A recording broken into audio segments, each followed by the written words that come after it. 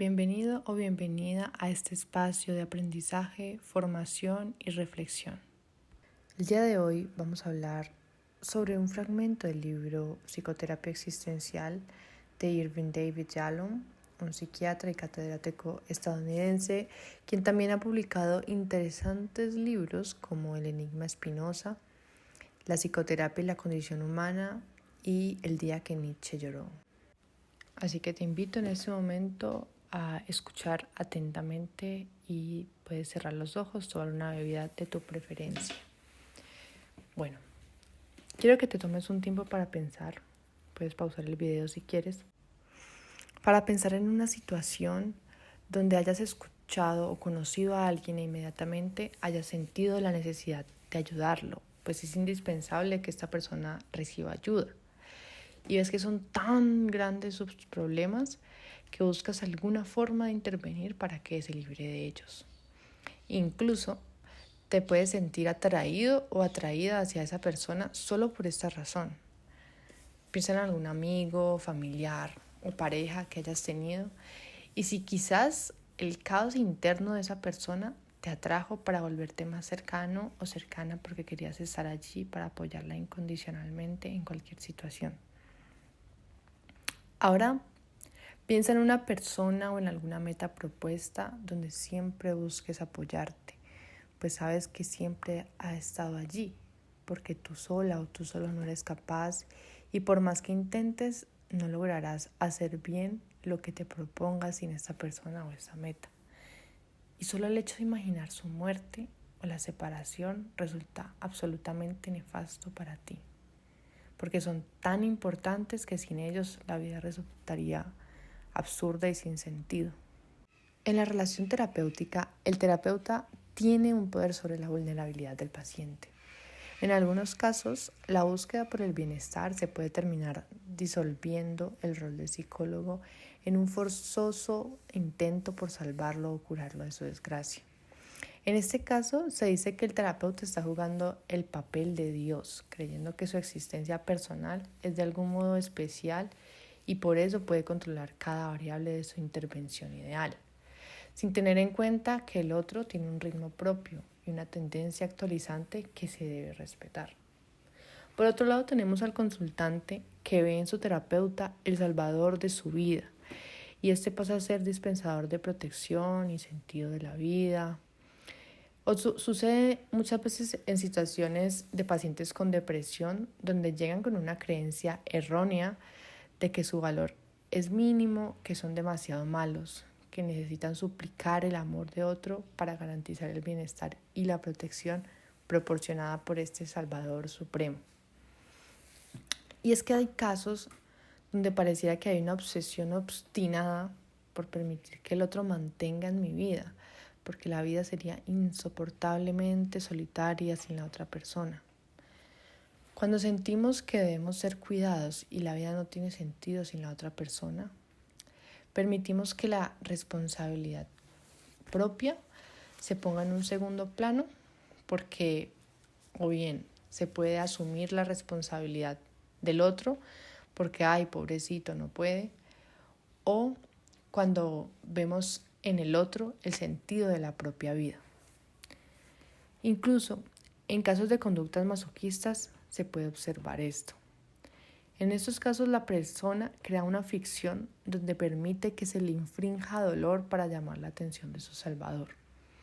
Y la compulsión de ser víctima es tan grande que la persona busca el salvador y busca ser castigada o maltratada por él para llamar su atención y ratificar su posición de víctima. Seguramente suena más fácil decirlo que ponerlo en práctica, pero vamos a hablar un poco más fino respecto a esa imagen de Salvador, quien más allá de ser un omnipotente del que dependo, se convierte en mi sirviente, pues todo este tiempo ha seguido mi juego de víctima. Ahora, ¿qué pasaría si este Salvador Supremo muere? No sigue prestando atención a las súplicas o muestra indiferencia y no puede seguir cumpliendo con ese papel que tan bien se le ha dado. La esperanza de la eterna presencia y protección entonces se derrumba. Toda la maquinaria que se estaba buscando para mantener el ideal del Salvador y excusar todos los abusos por la necesidad de tener a esa persona presente se derrumba. Entra la responsabilidad propia.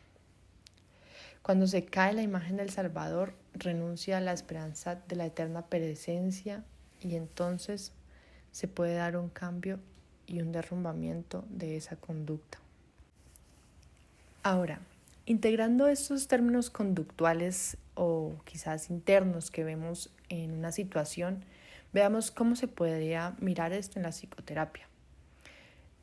Lo que nos dice el doctor Yalom es que en psicoterapia vamos a observar que se construyen múltiples defensas para separar la ansiedad que puede generar que esa ilusión que tenga pues, de un salvador en este caso muera o se derrumbe. Y entonces detrás de estas búsquedas y estas dependencias, el individuo es llevado durante toda su vida entre dos posibilidades. Una, el miedo a la vida y otra, el miedo a la muerte. El miedo a la vida es ese miedo a ir adelante, a desprenderse, a avanzar. Incluso se menciona que es como ese trauma de la separación cuando el bebé sale del útero de la madre. Y en este caso, al individuo le cuesta enfrentar la vida como un ser aislado, por lo que genera apegos, porque teme perder la conexión con un todo mayor. Esto también se puede ver, por ejemplo, en frases donde escuchemos que digan todo tiempo pasado fue mejor, que se queden un poco más en el pasado. En cuanto al miedo a la muerte, es ese miedo a ser inútil, a extinguirse, a perderse en el todo, a disolverse y perder la individualidad. En este caso, el individuo se intenta separar, afirmarse y alcanzar su potencial, pues tiene miedo a estar estancado. Y lo vemos en la frase, para atrás ni para coger impulso. Entonces, como ya lo hemos mencionado y para recopilar lo que hemos dicho, ese derrumbamiento del Salvador implica una muerte también y implica una decisión y cambio personal. Por lo tanto, continuaremos con nuestro siguiente tema, que es la muerte como situación límite. Lo que nos dice en un primer momento es que la muerte confronta y da una perspectiva sobre la vida. Como dicen los romanos, memento mori. Recuerda que vas a morir, por lo tanto, recuerda vivir. Muchas enfermedades incluso se dice que curan la neurosis, porque al anticipar la muerte simplemente se encuentra que todas esas cosas por las que se preocupaba adquieren otra perspectiva al estar cercano a la muerte. Es por eso que los pacientes con cáncer realmente, o los pacientes que tienen enfermedades terminales o enfermedades muy complejas, tienen mucho que enseñarnos, pues enseñan que la existencia no puede aplazarse y solamente se puede vivir en el presente realmente. Es lo que genera ese contacto con la vida. Así como diría Kierkegaard, la vida es la posibilidad de la posibilidad. Y la muerte sería entonces, como diría Heidegger, la imposibilidad de más posibilidad. Queriendo decir que tenemos capacidad de decidir incluso hasta el último momento de la vida. Y es entonces donde la muerte, que vendría siendo ya lo imposible, genera posibilidad.